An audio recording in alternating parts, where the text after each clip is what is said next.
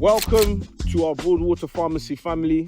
For those of you who are new to us, my name is Jojo Osaji, aka the Big Pharma. You may recognize us from our previous productions such as Broadwater Pharm Pharmacy, Agro Chronicles Episode 1, Agro Chronicles Episode 2, and Agro Chronicles Episode 3.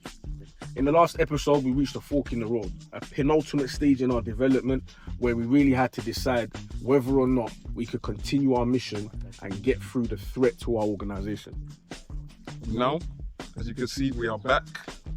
We've got more power, more solar panels, more irrigation, and most importantly, More greenhouses. Before getting into it, let's go back. Let me pass you over to the farm manager so he can give you more information about how we got it. Hello, welcome once again to Broadwater Pharmacy. I'm living stress-free. God bless me, guide me, protect me. I'm in a booth so long I just forget sleep. Here in Broadwater Pharmacy, we rely on renewable energy, which is solar. So in the past, we only have up to 3 kilowatts of power being generated through the solar. Thankfully, we have upgraded from 3 kilowatts to 10 kilowatts, and also with a 48 voltage battery that will store energy and use that during the Been night. back to it's on camera. They just act when it's on camera. More ego than sense. Crying caught the suspense in a hoop. Okay, why was the upgrade of the solar panel needed? Greenhouse farm always rely on energy, power source, and we were relying on 3 kilowatts, which was insufficient for us to do other activities, because you only see us grow this type of hydroponics, but we have others that needed electricity throughout the night and day as well. So we needed to upgrade. So moving from 3 kilowatts to 10 kilowatts help us to do other farm activities on the hydroponics tower. The upgrade of the solar panel system has also helped us in terms of security, because now we have enough power to be able to generate or power our security cameras. So now the farm is very, very secure with security cameras and can be monitored with your phone anywhere you are, locally or abroad. What you have to understand about this organization, our mission and our establishment is our dedication towards sustainability and diversity. Now, prior to this scene, myself and Cousin P discussed and devised a monologue of information to describe to you exactly what steps we took to make ourselves more sustainable, more diverse, and more reliable on natural sources of energy. Instead of reciting those lines that we rehearsed, I'm actually going to pass the microphone to Cousin P.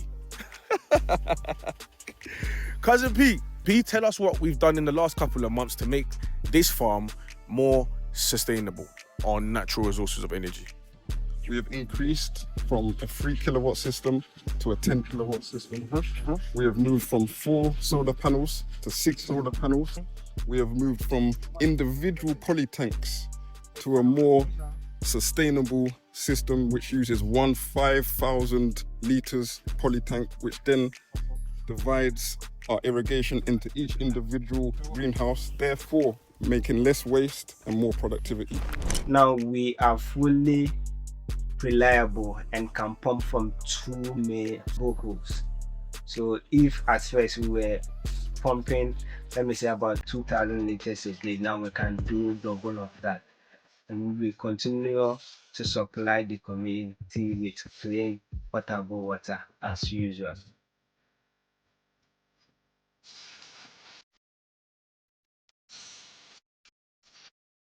With the irrigation pump systems, we use the old method. So you mix of nutrients in a bucket, pour it in your water storage or water tank, then we feed it to the crops. But with the upgrade of the solar, it has also given us way to do some upgrade on the fertigation system. Yeah, so one, we have moved from inline drip lines to online pressure compensated drip lines. Others also call it spaghetti drip lines. And then we have also moved from mixing nutrients, pour it in the tank, to a Venturi injector system. So what the Venturi does is you mix your solution, put it on the floor, maybe some small container, then the Venturi picks or sap the nutrient, sap water, mix it together and feed it to your crop. So recently, Broadwater Pharmacy had expanded its operational greenhouses to 10. Why the expansion? We cannot meet our demand at the market. So one, we have expanded to be able to supply more to the customer because they demand a lot. If you take one client who needs about half a ton a week and we are doing less than that, there is opportunity to make more money.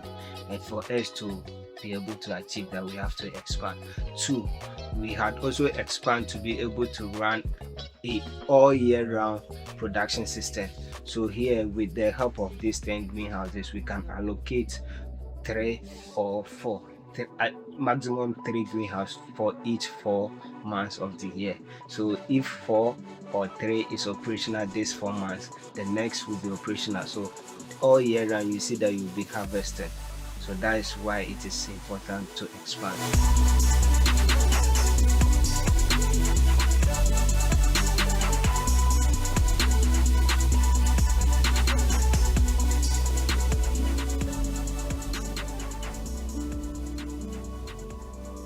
I'd like to take us down a trip, if you will, down memory lane. In episode 1, I said this. 5 years from now, I see Broadwater Pharm as being the cultural leaders, the sort of forefront, the forefrontal leaders of this new season of agriculture, this new age of conscious agriculture. People not just coming to farm in land and take from the people, but coming to mix with the people, coming to support the local people.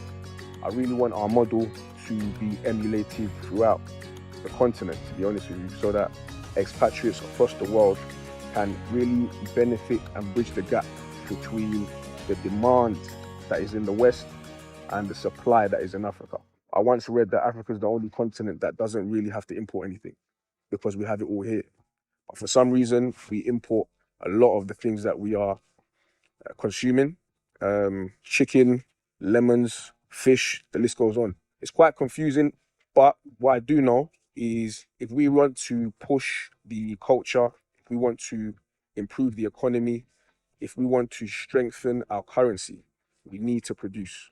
So I would encourage as many young farmers and young entrepreneurs to take the first step, take a risk, and come to Ghana and see what you can produce.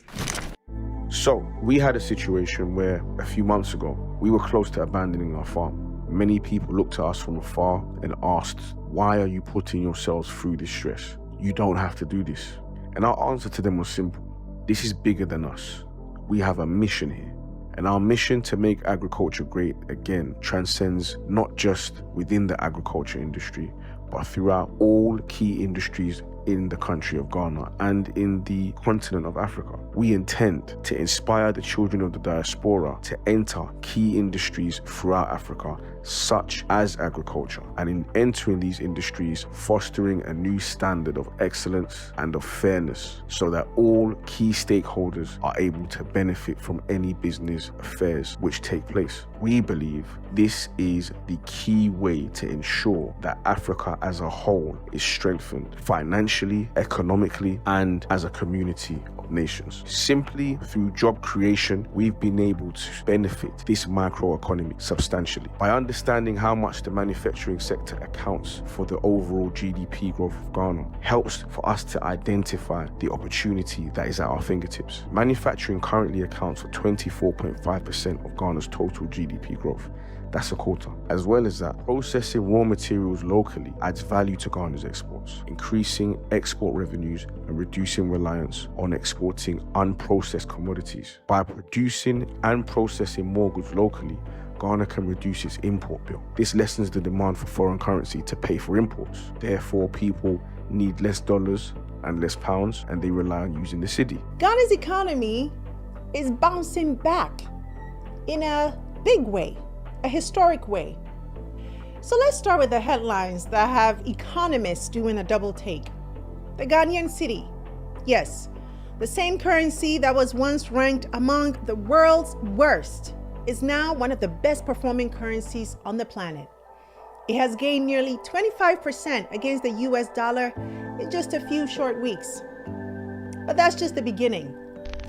As well as that, Sectors like cocoa processing bring in substantial foreign currency inflows, helping the central bank stabilize the city and maintain investor confidence. Reducing dependence on imports can help shield the economy from global price shocks, supporting the stability and the purchasing power of the currency. Hence the reason why we are seeing the city increase in its purchasing power. So in summary, domestic production and processing drive economic growth, create jobs, and generate foreign exchange, all of which help to strengthen Ghana's economy and currency. This is our mantle. This is our mission, to help process and drive economic growth in Ghana and in Africa, to generate foreign exchange and to strengthen the country's economic prospects. And it's not just in agriculture we can do this. So wherever you are, whoever you are, may this episode give you the inspiration that you need to take up the mantle and join us on our mission to make agriculture great again. Then they came for our organs. They came for our nature. Then they came for Africa. And now it's time we took it back.